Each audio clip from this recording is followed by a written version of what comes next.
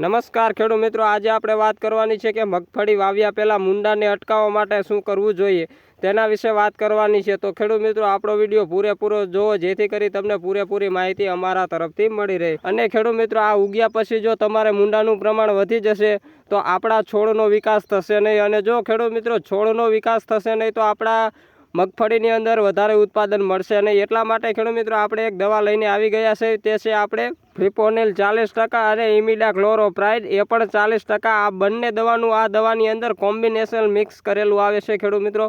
અને આ દવા આપણે કઈ રીતે ઉપયોગ કરવી તેના વિશે જાણીએ તો ખેડૂત મિત્રો, આ દવા જ્યારે આપણે મગફળીના જે દાણા હોય છે, જ્યારે આપણે વાવણી કરવાનો સમય હોય ત્યારે આ બંનેનો પટ આપવાનો રહે છે।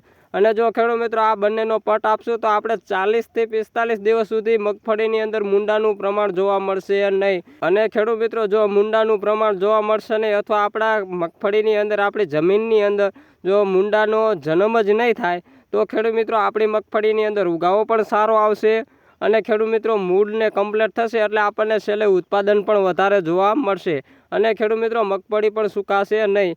તો આ 40 દિવસ સુધી આનો કરંટ રહેશે, 40 થી 45 દિવસ। અને આપણે તમે આ સ્ક્રીન ઉપર ફોટો જોઈ રહ્યા છો તે દવા જ છે ખેડૂત મિત્રો, અને તમે કોઈ પણ કંપનીની દવા વાપરી શકો છો। હું કોઈ કંપનીનો માણસ નથી, હું પણ તમારા જેવો એક પ્રિય ખેડૂત જ છું।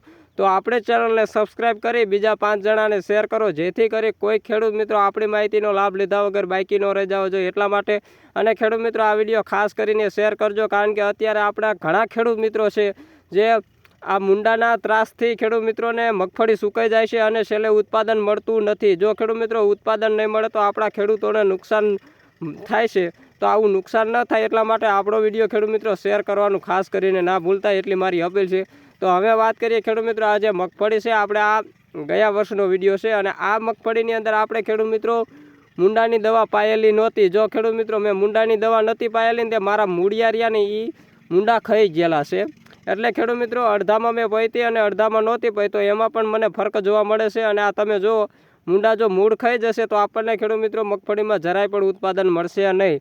જો ખેડૂત મિત્રો આપણે વધારે ઉત્પાદન લેવું હોય તો આ દવાનો આપણે ઉપયોગ કરવો જોઈએ। તો જય હિન્દ, જય ભારત અને જય કિસાન ખેડૂત મિત્રો। હવે મળીશું આપણે નવા વિડીયો સાથે।